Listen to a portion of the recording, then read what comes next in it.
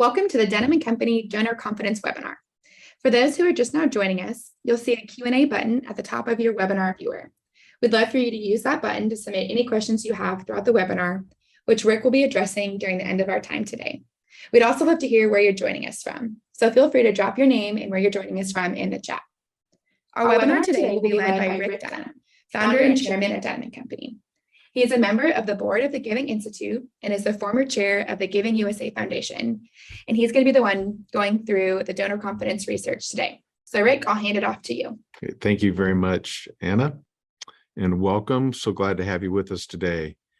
So let me give a little bit of background. First of all, we have been conducting the donor confidence study for a number of years now. And when COVID hit, we normally would do it on an annual basis just to try to take the pulse of donors and what they were feeling. And when COVID hit, we began to increase the frequency of the reports, the surveys, because we wanted to kind of understand how COVID was impacting donor sentiment and their confidence in their actual giving. We conducted the last of the pandemic-related studies in July of last year, as things were really beginning to open up more fully. And this year, our plan was to, this summer, again, conduct the study. But when the economy began to go south, the war in Ukraine was launched, and inflation started to pick up, we felt like we needed to field the study a little bit earlier this year to get a feel for how 2022 was coming together in the mind of donors. So this survey,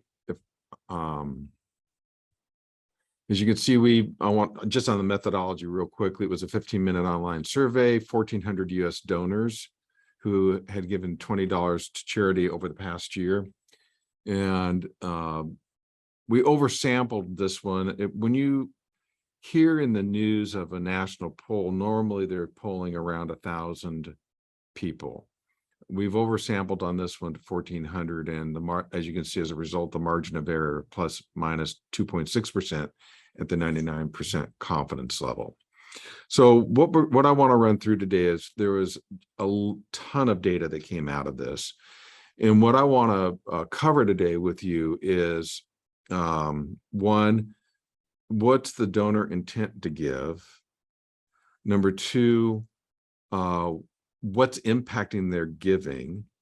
And then three, how are they feeling about the economy? Because it's a psychological factor that does affect donor confidence and giving. So first of all, what's their intent to give? And what we found back in 2022, 98% basically said they're going to continue to give, and then back in 2021, 97%. So statistically, no difference in their intention to continue to give. Nearly 100% of donors are saying, yeah, we intend to continue giving. However, donors did say they were going to be more cautious. So this year, 63% said, I'm going to continue to give, but I'm going to do so more cautiously. Whereas last year, 59%. So you can see there's a little bit of weakening of donor confidence and a desire to be just a bit more cautious in their giving. In addition, a greater percentage of donors said they intend to give less, or they're not quite sure what their level of giving will be, compared to 21%. So it's not a huge difference, but again, just a little bit of a weakening. Then in addition, fewer donors said they plan to give the same or more as they gave last year. This year, 80%. Last year, it was 76%. So, I'm sorry, this year it's 76%. Last year was 80%. So bottom line is donors overall say they intend to continue to give. It's just that more are saying they're going to be a bit more cautious. Fewer, as we see here, say they're going to give the same or more. And there's an increasing number that say that they're going to give,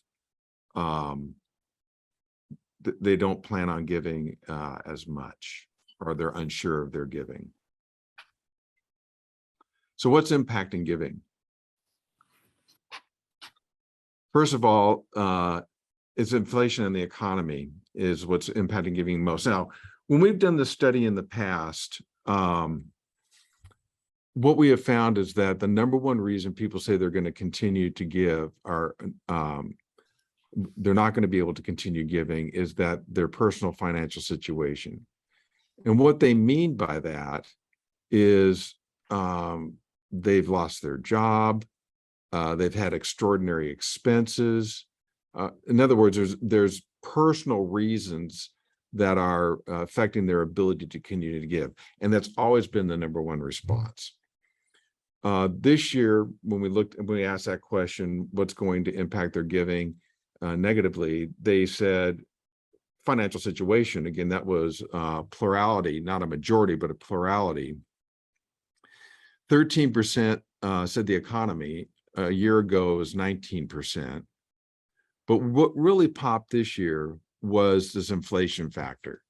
And this is very significant, is that 35%, more than 1 out of 3 donors said that inflation was impacting their ability to give.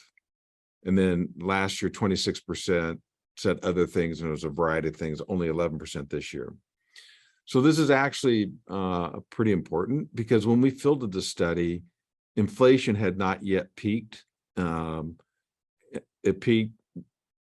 They think it may have peaked by now. It's probably going to stay up at around 8% for the remainder of the year. But I believe inflation at this time was around 5%. So I would suggest that perhaps donor sentiment's probably a little bit more intense right now in terms of the way inflation is impacting their ability to give. And let me just stop and talk a little bit. Well, I'll do that when we get to the economy. So the other thing that donors say that's going to impact their giving is the volatility of the stock market. So this year, nearly 20%, or 1 out of 5 donors, said that volatility is having a significant negative impact on their giving. Last year, it was only 7%. So nearly 3 times as many donors say that the stock market is a problem. And when you think about it, the Dow is down about 5% year to date. I think the S&P down about 10. And if you look at tech stocks, they're down about 20. So the point is that the volatility of the stock market is having a significant negative impact.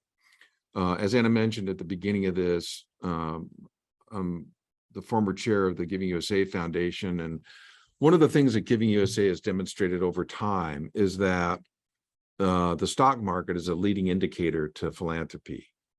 And I don't know if people will recall, but back in 2018, at the end of 2018, there was a massive implosion of the stock market right at the very end of the year. And it had a very significant direct impact on giving at year end.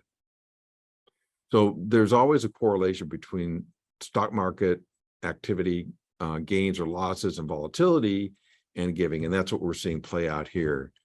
Then we look at the action generationally, that negative impact is even greater with Gen X and Boomers. So 19% overall, but 23% of Gen Xers and 21% of Boomers said that it was going to impact their giving this year. And last year, it was only 8% and 6% respectively. So you can see it's a pretty significant and pretty intense response to the impact of the stock market. And then when we look at it also in terms of $100,000 plus earners, this year 17% say it's going to impact their giving, and only 5%. So again, about over a 3-fold increase in the percentage of donors at that level who say the stock market is negatively impacting their giving. So we've seen that donors are fully intending to give, although there's a weaker sentiment there in terms of how much they'll continue to give. We'll also see that what's impacting the giving is inflation and the volatility of the stock market are the 2 key indicators that are impacting their giving. And frankly, again, inflation doesn't look to be letting up between now and the end of the year. And depending on what the Fed does, the stock market could also see a significant downturn again before the end of the year. And then finally, the third piece of the puzzle, if you would, is how donors are actually feeling about the economy. And it's interesting that a majority of donors feel the economy is in bad shape. And this is pretty interesting. So last year, about 20%, 1 in 5 donors felt it was in good shape. Only 14% felt that this year. 33% last year, 1 out of 3 donors said it's okay. 26% or 1 out of 4 this year. And then look at that, the majority feel like it's in bad shape now compared to only 39% last year. And when we ask the question about how long do you think, or what do you think is going to happen in the coming year to the economy, as you can see, a majority feel like it's going to decline, 53% compared to 36% last year. And only 22% say it's going to stay the same, where 33% felt that. So you can see there's pretty much a statistical split between decline and stay the same a year ago, where more than double the donors feel like it's going to decline compared to stay the same this year. Finally, a majority of donors feel it's going to take 2 or more years for the economy to recover. So again, this is a pretty interesting point, where last year, 72%, nearly 3 out of 4 donors said it's going to take about a year to recover. You can see more than 9 out of 10 or 92% of donors feel that this year. And then those that believe it's going to take at least 2 years to recover or more, you can see a majority of donors feel that this year compared to 40% last year. So, what are the key takeaways? First of all, the donor intent to give, they intend to continue to giving, that remains unchanged. Pretty much all donors say they're going to continue to give. However, they are increasingly cautious about giving, with fewer donors planning to give the same or more as last year. The volatility of the stock market is having a dampening effect on giving. This is especially true among older donors and households of $100,000 or more in income. Donors feel highly negative about the shape of the economy, and they're pretty pessimistic about the economy recovering anytime soon. And one thing I didn't put in here as a key takeaway, again, is this inflation factor, which doesn't look to be abating between now and the end of the year. So let's talk about implications. First of all, it's vital to keep donors engaged as they do plan to continue giving, but more cautiously. So I know that when COVID hit, there were some organizations that decided to pull back in their communications, and the negative impact, it was a self-fulfilling prophecy.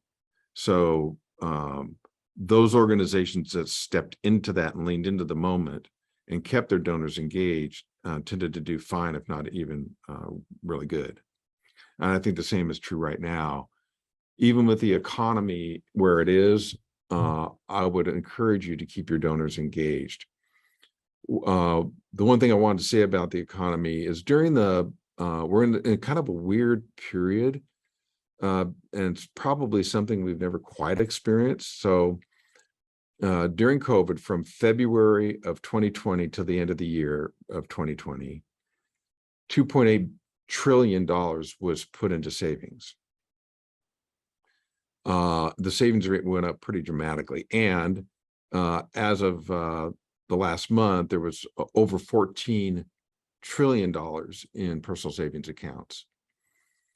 So, and this is one of the reasons why you see so much consumer behavior during the summer months this year, that even though the economy is bad, even though inflation is up significantly, even though things are costing a lot more, families are digging into savings and using that money to have hopefully a fairly normal summer compared to the last two.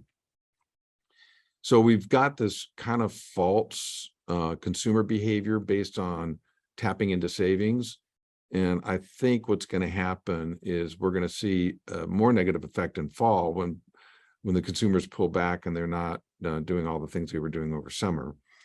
That's why, all that to say, it's super important to keep your donors engaged, as they do plan to continue giving, but they're going to be more cautious about that. Second implication is that means keeping your cadence of communication and not pulling back. In other words, not only continue to give, but continue to keep that cadence going. So if you send out a monthly weekly email with testimonies, or an email with an e-appeal, whatever it might be that you do, including direct mail, newsletters, don't pull back on that communication. Make sure that you keep that cadence going. Thirdly, you need to carefully craft your case for support to continue to motivate your donors to give. So there's a reason. The reason why donors have supported you has not changed. It's your mission, it's your outcome. So you need to continue to put that in front of your donors, demonstrating that their support is continued, that you continue to need their support, and demonstrate the impact of that support through how lives are being changed. Finally, be open to recognize directly with your donors the financial challenges that they're facing. I think being overt about that, the reality that inflation's hit them, and you realize that you are concerned about that for them personally. But I also think it's fair to admit how those same forces are negatively impacting your ministry, because that's just a reality. We know that for a fact. Inflation affects us all. So whether that's increased in personnel costs, energy costs, other operational income or operational costs, the reality is inflation impacts us all. So happy to take some questions. That's great. There were a few questions that came in sort of on that last point around communication. One of them is, how do you maintain positive messaging when there is such pessimism around the state of the economy and even caution within giving? How do you balance those two things? Yeah, I think first of all, it's the reason donors support you is for those positive reasons, the outcomes that the ministry represent in people's lives. So I think keeping focused on the positive nature of what God is doing through your work, how the ministry and your organization is making an impact, that becomes super important. And you want to remind donors the goodness that their donations and their support are making possible. But I also think it's really important to not be Pollyanna, because donors can sniff through that pretty quickly.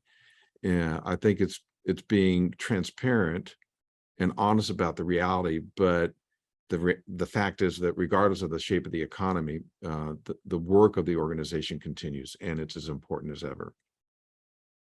That's good. And you sort of answered one of the next questions was, do you address these donor feelings in communication? You don't want to be tone deaf to the donor's feelings, but the question was about, we're wondering if there's donor fatigue on the type of messaging. But it sounds like you said here, there's a balance between addressing the need, like the felt need, but then also pairing it to the positive impact of your organization. Yeah, and I do think, and in fact, I think depending on the particular communication, I think it's fine to. I've even started a letter this way that you've been on my mind, as I know the economy is taking a toll on so many families. And at the same time, our organization has been feeling the same level of impact, and it's one of the reasons why I'm writing to you today. So my point in all that is just, I think being open and honest and transparent with donors is always the best policy, and they again appreciate and will embrace that. That's great. One of the other questions was if you're seeing a difference in donor confidence in giving based on the economy and inflation between your monthly, maybe your loyal group of donors versus single gift. Are you seeing any change in giving depending on different types of donors? Yeah, let me pause for just a second. I want to go back to that previous question real quickly on donor fatigue. I actually don't think there's donor fatigue. Again, part of what we coach is that it's more our responsibility. It's probably just boring communication on our end. So donors support you for a reason. I think as long as you put that reason in front of them and reinforce the value of their donation and how it's directly correlated with outcomes of the organization, I think you won't find that donors will be fatigued. So on to that other question.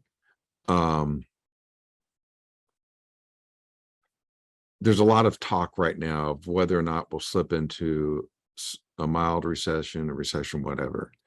And when you look back at the longitudinal data, during recessionary periods, support of charitable organizations normally remains the same or slightly increases. So while the economy might be going down in a recession, giving tends to stay pretty stable, if not increase a little bit. The only exception to that, and it's a major exception, was the financial implosion, the global financial crisis of 2008-9, where giving did drop dramatically.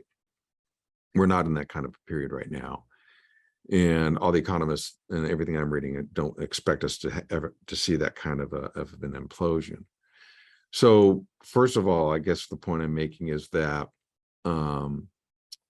and we were just actually looking at this data with a client earlier this week or the end of last week, that on their monthly donors, the cancellation rate has not changed at all. In fact, it's improved slightly, so there are fewer canceling.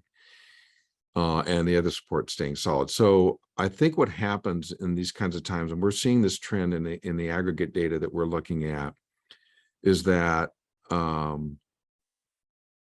fewer donors are giving, but they're giving more. And it's really kind of interesting to me is that I think what happens in these kinds of periods of time is that all of us have what we consider loyal donors, that core group of donors that have supported over time.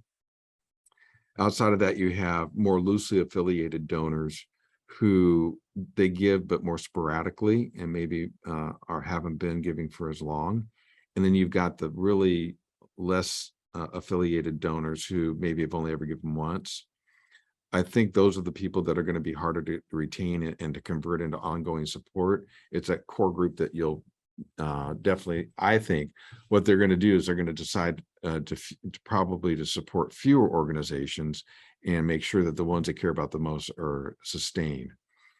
And just as a data point, in the research that we've done historically, when you look at household giving, most households, especially those giving to faith-based organizations, support about 5 charities or 6 charities. Now it's about 5 based on our latest data. So in other words, they're making giving choices across the spectrum, and you need to, this is one of the reasons why we're counseling organizations to make sure that you don't pull back on your communication, keep the cadence right, because donors will continue to support you if you'll make your case. That's great. There was a question here, and you touched on it a little bit, but as far as acquiring new donors, even in the past few months, are you seeing higher costs to acquire new donors? Are you seeing a pullback in donor acquisition? What does it look like to acquire new donors in this season? Yeah, it's a really good question. So in the spring, we did see proven acquisition strategies. And what I mean by proven, over multiple years, we did see a pretty significant negative shift in donor acquisition in spring. We're seeing evidence that that's improving. And I think what happened is that there was a shock to the system in February, March, April, when things went south so quickly, and because you had, if you recall, you had a number of things happen almost all at once. One was the war in Ukraine. All of a sudden, inflation jumped. You had you had gas prices going up pretty regularly, and you had the stock market just imploding. And so there was all those factors where I think it was more of a shock to the system. So people were really uncertain about the future. I think things have normalized a little bit. And so we're seeing a better donor acquisition, but I can't answer that definitively between now and the end of the year. We've got some testing going on that's going to show us, but I do think things are improved compared to what they were in spring. Are you seeing any difference between giving between different types of organizations, maybe church versus nonprofits? Seeing any distinction there? Really good question. So we have looked again at our aggregated data, and what we have seen between what we call content-oriented ministries like podcasts or content ministries that are on radio or TV, we did see that there was a slight decrease of about 3% over the first half of the year, and a slight uptick in cause related, again, fairly flat, but up about 3%. So yeah, we're seeing a little bit of a difference there. Trying to think. On the church front, I think we've seen an improvement. We're about to release a study on this. And one of the points that's really interesting is that those who are committed to meeting in person, are much more likely to be giving and to be giving at higher levels than those who are continuing to attend virtually, even if it's a mix. So there's some trending there that's kind of interesting. And so what it says to me is this, is that as churches increasingly, as you see more and more people coming back in to in-person meetings, that I think we'll see that giving even improve, even though all the data that I've seen around church giving it's been pretty stable and strong. That's great. Our last question for today, which I think you touched on this near the end, but it came in asking, is there anything that our nonprofit can do now in anticipation of 2023 being a down year? I know you touched on communication and staying in front of your donors and the messaging being on point, but anything else you would add, planning purposes for next year, whether it's messaging or budget? Yeah, again, a great question.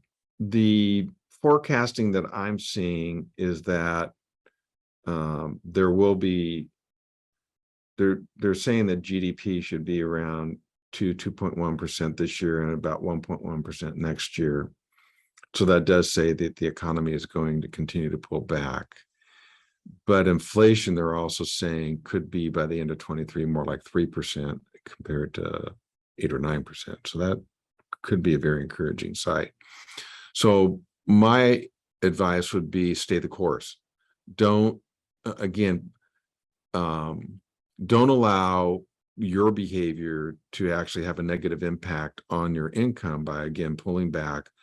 I think it's more important to budget for regular communication. Again, as things shift and change, again, being transparent with your donors and making sure that you're demonstrating sensitivity to their situation, but also a commitment to continue to see what your organization represents, to get fully funded and to continue to have the impact that you're having, because that's really what the donors care about. Absolutely. We had one more question come through, so we'll have this one before we sign off. But they were asking, I think on the tail end of your comment about content ministries, for content ministries specifically, is it more difficult to retain donors who are added during COVID quarantine times? Are we seeing that rate change? Should we expect the same retention rate, or is it lower? Yeah, that's a great question. So listening patterns absolutely changed during COVID. And again, one of the studies we did showed that If it's a content-based ministry that was using radio, morning drive time dramatically decreased listenership. Daytime, midday stayed pretty much the same, maybe increased slightly. And then the evening drive also had a decrease, but less than morning drive.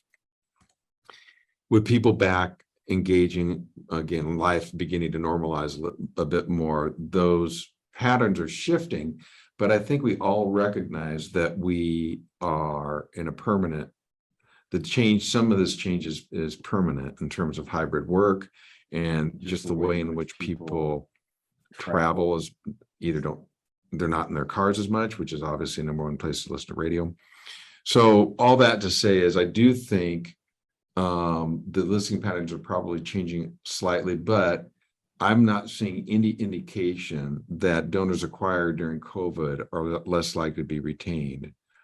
And again, I think the value proposition that a content ministry needs to continue to put forward is the value of the content you're bringing to bear to the donor and making sure that that stays relevant to them and that you're, to use an Australian phrase, you're on the front foot of keeping that engagement. So again, I've not seen any indication that the retention rates are less. Again, when we look at our Dunham Insights analytics, it's I don't see any shift at all, to be honest. That's great. Thank you.